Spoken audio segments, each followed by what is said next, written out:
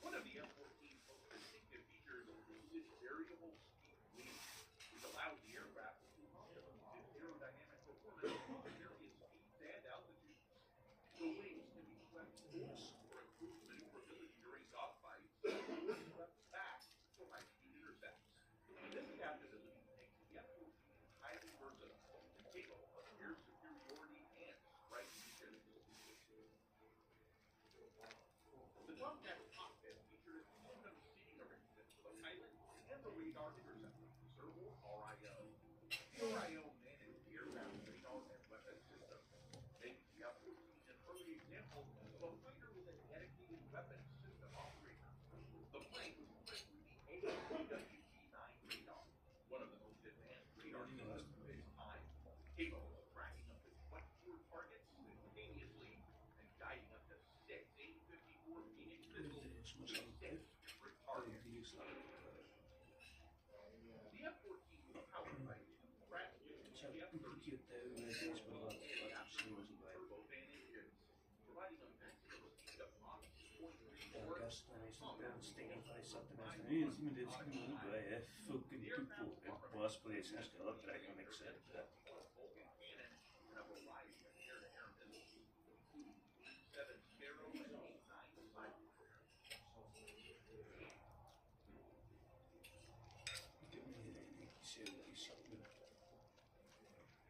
The F-14 Tomcat entered service with the U.S. Navy in 1974, replacing the F-452.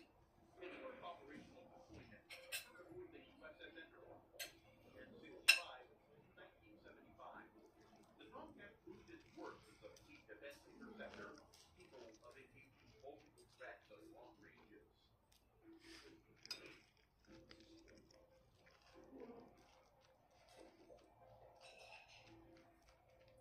During the Cold War, the F-14 was critical in destroying Soviet aircraft. Its long-range radar and missiles made it a formidable adversary for any potential aggressor. The Tomcat's capabilities were demonstrated in several high-profile incidents, including the 1981 Gulf of Mexico incident, where F-14 shot down Libyan Su-22 bidders. In addition to its air superiority role, the F-14 also carried out tactical reconnaissance missions. The TARS were tactical airborne reconnaissance systems, allowed the Tomcat to provide intelligence, further enhancing its versatility. The F-14 also took part in Operation Desert Storm in 1991, providing air cover and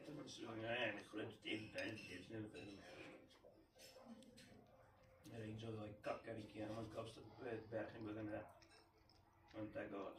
As the Cold War ended and newer aircraft like the F-A-18 Hornet entered service, the F-14's role began to evolve. The Tomcat continued to serve as a fleet defense fighter, but it also took on precision guidance missions. The F-14, being the final variant of the Tomcat, features upgraded engines, avionics, and weapon systems.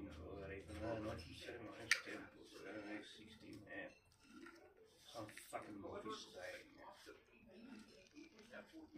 The bad person. The aircraft decided to retire.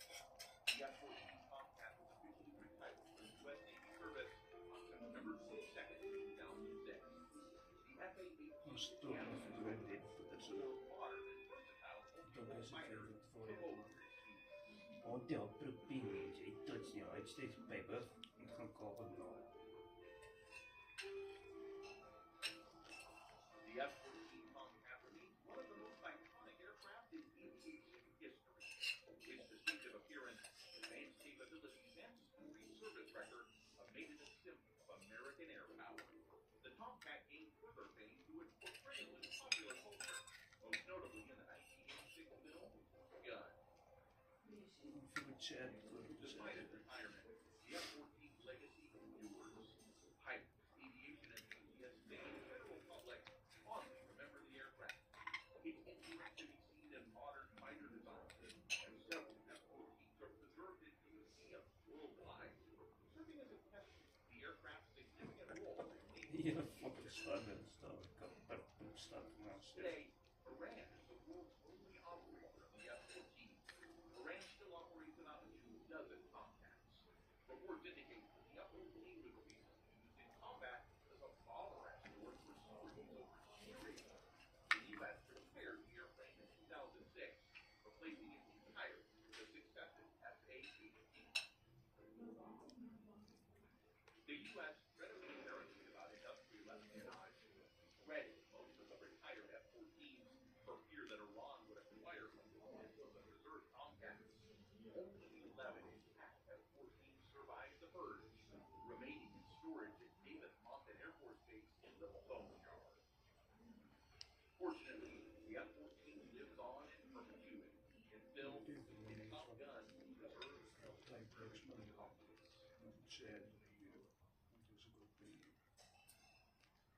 Try irritating nose. There's an easier way to soothe your nose with Sinutex Daily Nasal Spray.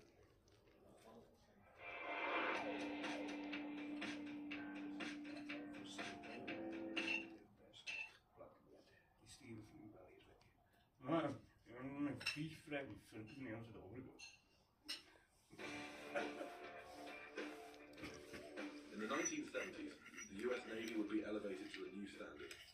The arrival of the first Alpha model F-14 Tomcats in September 1974 and their first deployment to Vietnam with VF-1 and VF-2 signaled the beginning of a new era in air combat. Roughly coinciding with the arrival of the F-15 and F-16 for the US Air Force, the Tomcat would become an indispensable asset for the Navy until its eventual retirement in 2006. Today, the public view the F-14 as a cool-looking but outdated relic, its legacy kept alive only by films, and its limited use by Iran. However, there were plans to modernize the F-14, which may have allowed it to remain in service like the Eagle or Viper.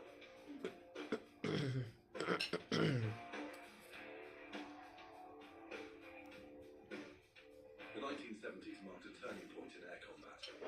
Both the United States and the Soviet Union exploited the Vietnam War to advance the development of new aircraft for various roles. For the US, Australia, and other allied countries directly involved in the conflict, the lessons learned were written in blood. In the domain of air combat, it was clear, as it had been since the war in the Pacific, that within visual range engagement and dogfighting has always been risky business, regardless of what technology the pilot was strapped into. The future would involve high-powered radars, radar-guided missiles, and beyond visual range engagement. Experiments in Vietnam, like the F-4 combat tree system, demonstrated the significant advantage that BVR engagements provided the aggressors. The F-14 Tomcat was an important platform in this evolution of aerial warfare.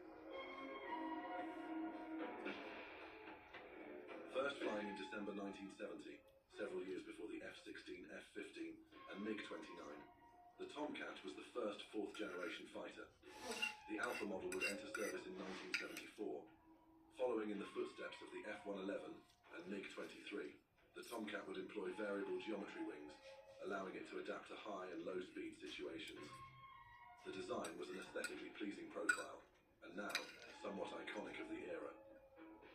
Overall, the Tomcat's airframe was clearly similar to the F-111, but more advanced.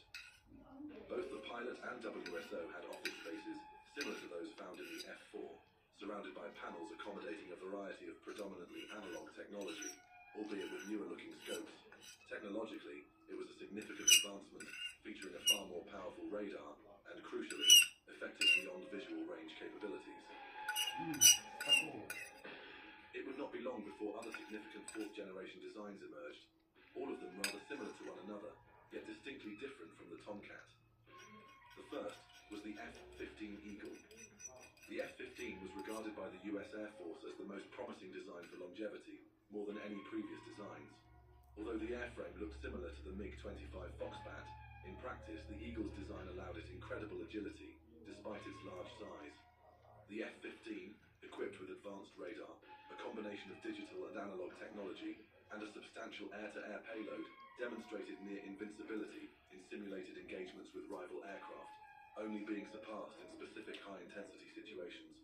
Furthermore, all of these systems were integrated into a rather manageable single-seat configuration. The Tomcat and Eagle would stand in stark contrast to the inexpensive F-5s and other aggressor aircraft during the air combat evaluation and the air intercept missile evaluation testing in the mid-1970s. The outcome demonstrated that the Tomcat and Eagle were proficient in their respective functions, yet despite their dominance, in situations could still be overwhelmed by smaller, cheaper aircraft. Therefore, it was necessary to implement a high-low dynamic in aircraft purchase.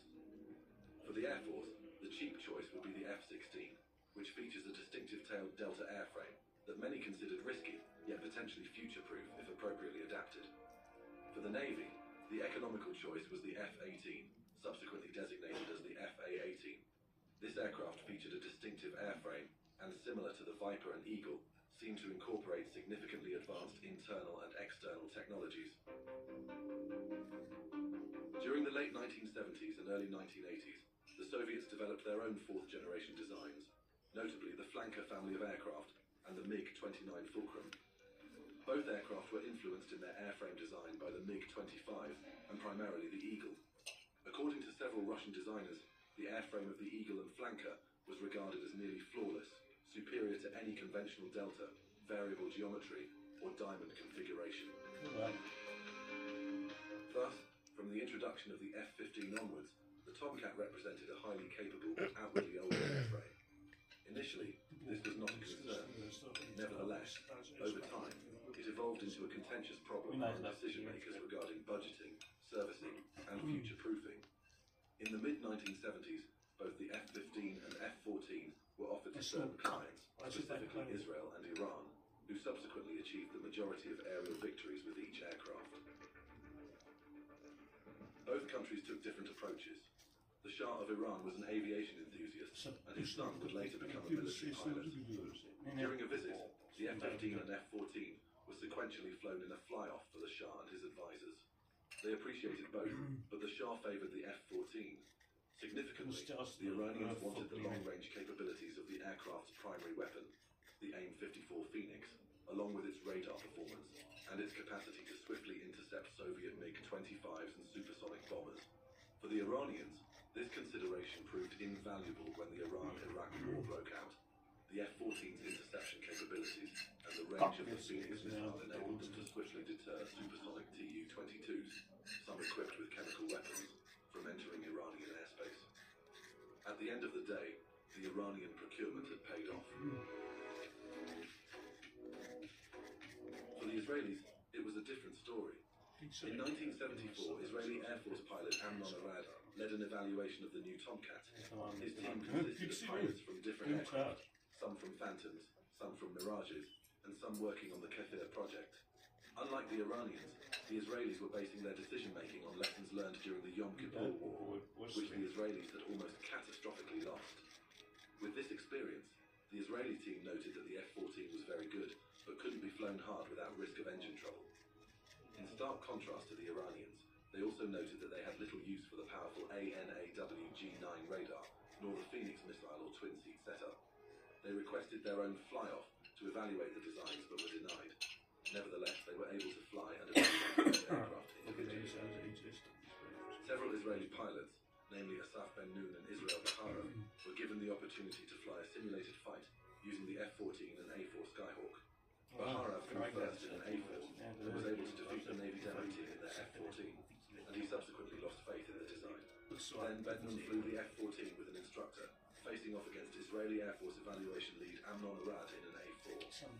During the flight, Ben Noon recalls that the F-14 shuddered violently during high angle of attack turns, couldn't produce the thrust he expected, and was, as he put it, complex and not user-friendly. In the end, he was disappointed that he didn't feel he had any advantage over the A-4.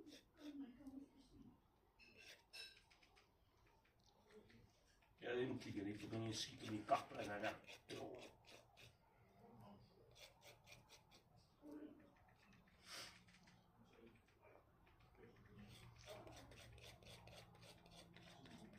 Ik ga niet, dat is waar.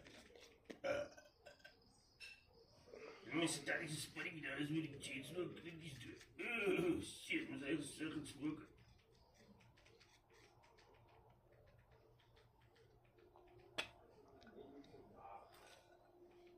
Voor mij van zijn.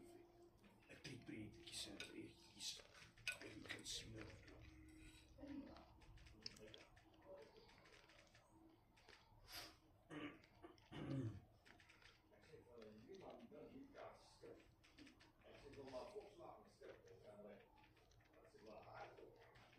Die frak si dá essa razão. É isso que eu tô usando. Se dá uma frak. Olha aí, caco, cara.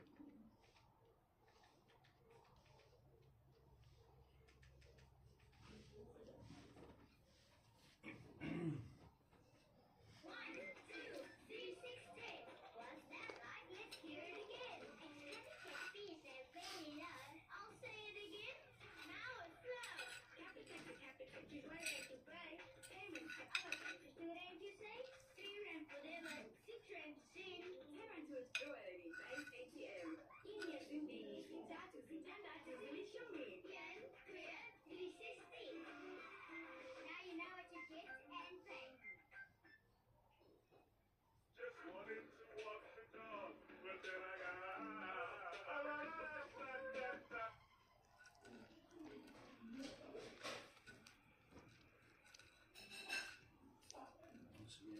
Saskia inte se pustet in pussas seriaan.